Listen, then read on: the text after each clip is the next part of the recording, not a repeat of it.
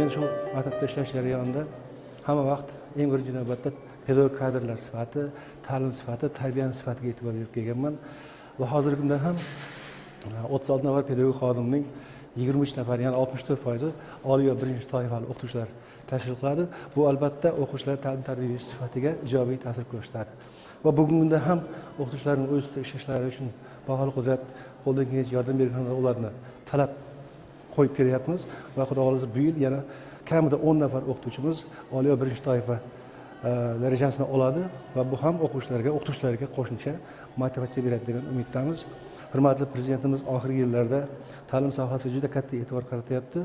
Shular qatorida nafaqat ta'lim sohasi xodimlari, balki ta'lim sifatiga ham e'tiborga juda katta urg'u beryapti.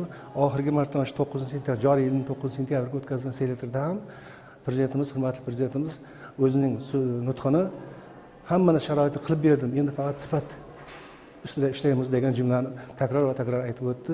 Albatta bu biz o'qituvchilarga qo'shimcha mas'uliyat yuklaydi.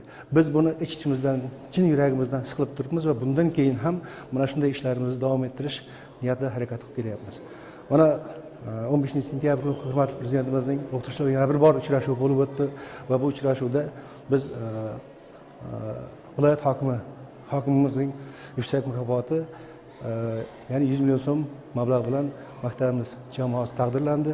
Bu narsa ham biz uchun katta mas'uliyat, ham rag'bat, ham bizga quvonch olib keldi deb katta bir baxt sifatida qarashimiz mumkin.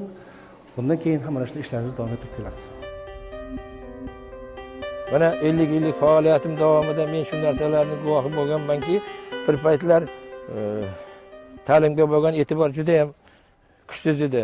Asosan qishloq xo'jalik ishlari, boshqa ishlar bilan band bo'lib, o'quvchilarimiz o'z vaqtida fan sirlarini o'rganishda juda qiynalishardi. Hozir mana prezidentimizning tashabbusi bilan keyingi yillarda umuman hech narsaga chalg'imagan holda bolalarni ilm bilan shug'ullanishga juda katta imkoniyatlar yaratib berilyapti.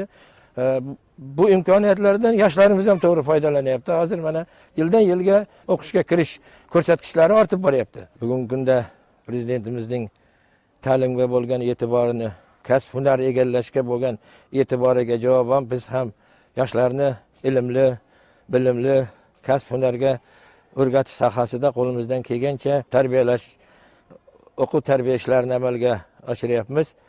Buning natijasi o'laroq maktabimiz ancha yillardan beri nafaqat tumanda, balki viloyat va respublikada o'zining faxrli o'rinlarini egallab kelmoqda.